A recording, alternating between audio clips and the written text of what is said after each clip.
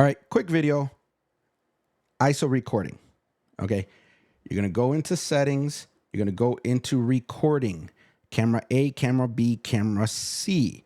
If you wanna interview guests, you check that box. So now it's gonna interview the guest. You have to assign cameras to A, B, and C.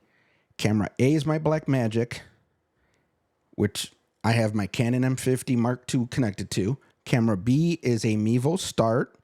That's my drop down. Camera C is also another Mevo Start. Camera behind me. That one you could see right there with the red light. NDI. The drop down. NDI.